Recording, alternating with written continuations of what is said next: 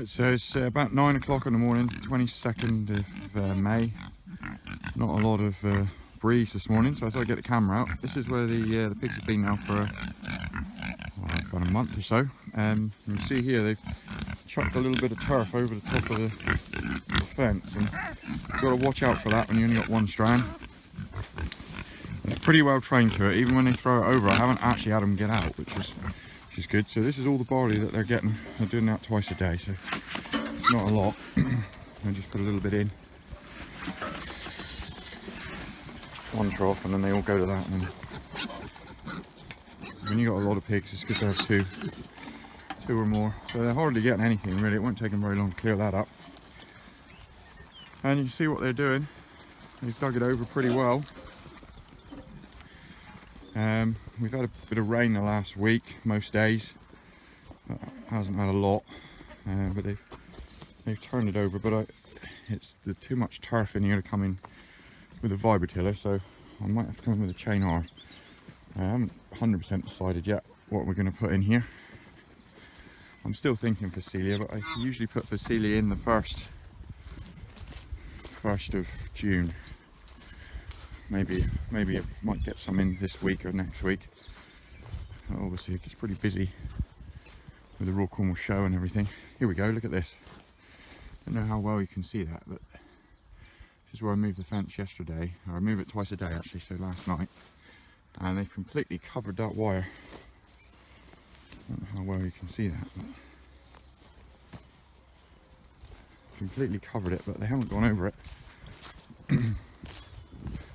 And they don't do that when it's dry, but when it's turf and it's a bit damp, they do that. So I'm feeding them twice a day, morning and evening. And then I need to turn the camera off to move this post out, and I'll come back in a minute. But you can see what, I'll show you how big a bit I'm doing, and they'll come over and start eating it. There we go, that was only about a minute I switched off for. And just moved the fence. I've given them, that's about the size I give them. Obviously I have been in top this bit, higher side, because of the docks were starting to flower. So even before the pigs got here, I came in and just topped off those flower heads.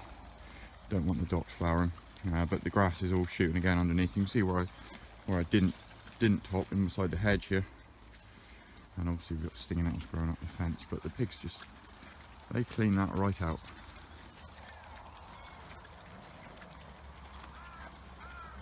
And so, I mean, there's still some of them over there finishing the barley up, but barely anything. Like I said, it takes them about 2 or 3 minutes to eat that, and then they leave that and come over for grass.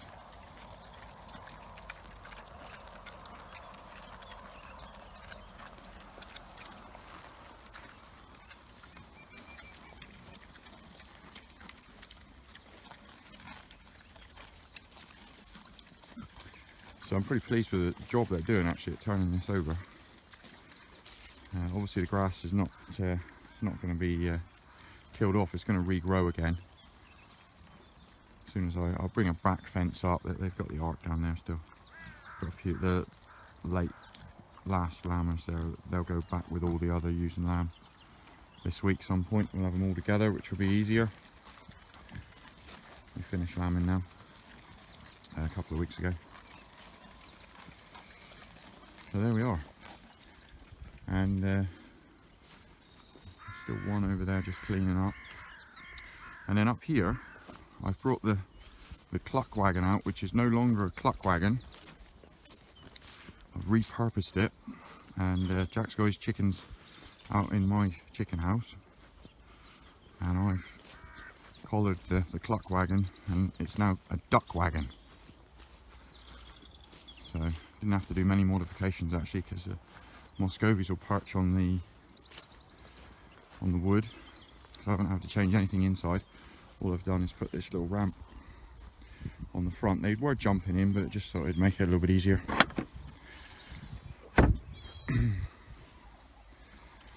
So, morning ducks.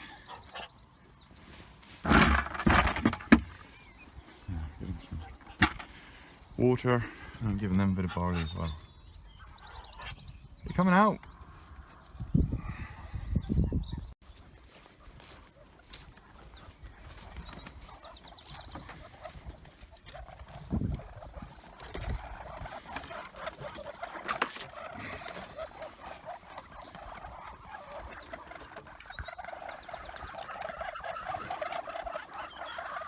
So I did have them inside the fence for about a week, and then I've let the fence go, and they go out. And I need to put the fence up, put them back in the evenings. They don't go in themselves like chickens, but they go in pretty easy when I put the fence up and drive them in. The only thing that I found doesn't work very well is the nipples. Obviously ducks just play with water, so the chickens would just drink from the nipples when they wanted to, but the ducks, they just play with it until there's no water left. So even though it's been raining most days and it gets topped up, the ducks just waste the water pretty much straight away. So I put wheelbarrow wheels on now, and that's made a huge difference. I just had to file them down a little bit, but I got them on the same bars that were on there before, and that's really good. Should have done that to start with, really, instead of putting those lamb creep ones on. But anyway, ducks seem happy. Not getting that many eggs at the moment, but it is working, and they are laying in the nest boxes. Having said that, probably. Whoa, we got one egg.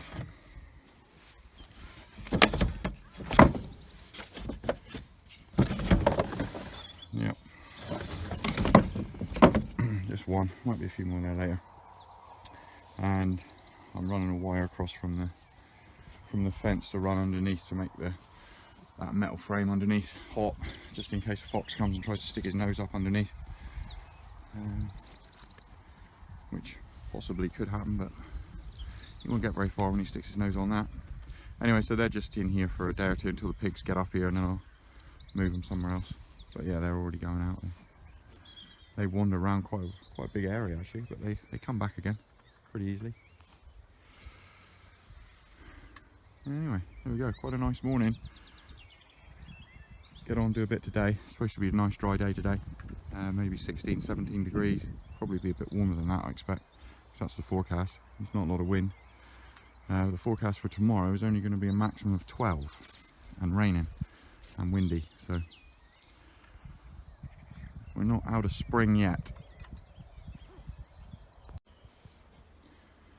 So I'm in the orchard now, and the apples are just about finished flowering. There's still a few flowers about.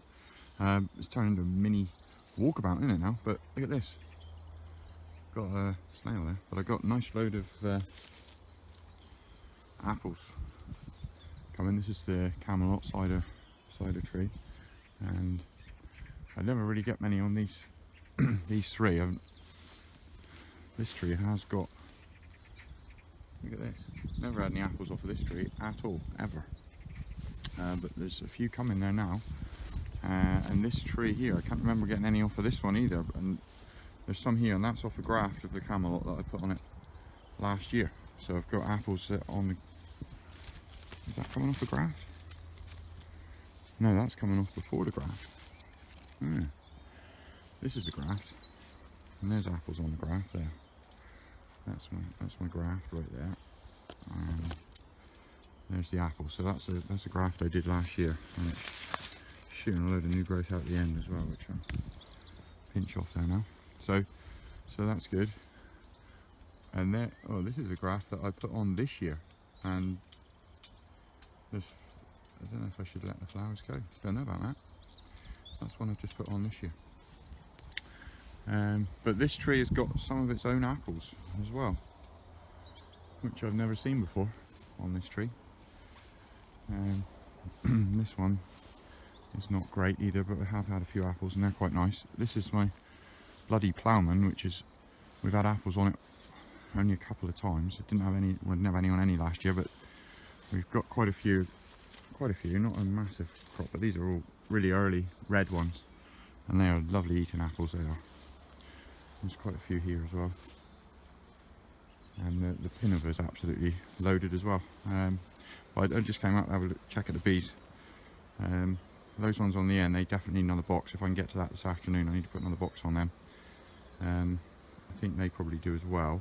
And then that one there with just the makeshift lid, that's a split I did out of the one that was swarming, which is this one. And they've got the whole bottom box, and then this green one is a split box, so we've got an entrance on both sides, so I split them, and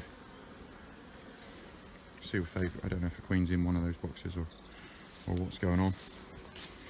But anyway, if I can get into the bees later, this one's doing the best out here.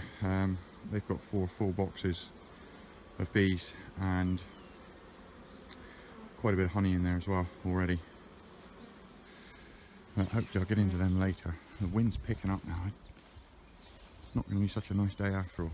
So this is the Pinova. This one didn't have, well, we didn't have any last year, but the few years before that we've had loads of apples on this tree. And it looks like we're going to again this year. Right, I'm going to have a look in the Polytunnel and then I've got to get on and do some work. Right, so we're in the Polytunnel now and things are progressing in here.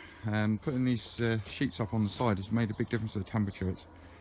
I don't know what it is in here now. I've got a thermometer over there and it's different all over the place, but it's about 10 degrees normally centigrade warmer in here than it is outside, and it's probably about 12 or 13 outside at the moment. It's supposed to be a bit warmer today, 17. So there's a few tomatoes, runner beans. These are a couple of watermelons here.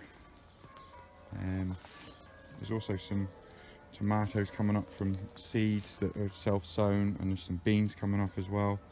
But yeah, these tomatoes are just starting to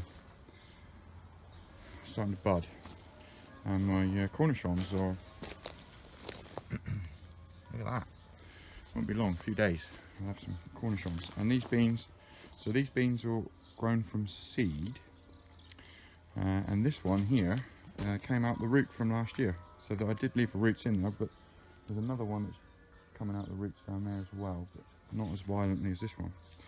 But yeah, they're coming out the roots from last year. Courgette over there, not quite ready yet, and some peppers, and there's a feral bean or two here which I'll probably take out and transplant somewhere if I get the chance. There's a tomato that's feral, and then this stuff is Phacelia, and I planted some in here at the same time I planted some outside under the sunflowers, and what a difference. It's stuff that's in here, you can see it, it's green, and the stuff that's out in the field, it's been in at the same time, 3 weeks, and you can hardly see it. It's got tiny little leaves on it and they're purple because they're a bit stressed. And the aubergine is stressed because of the weather, it's a bit cold.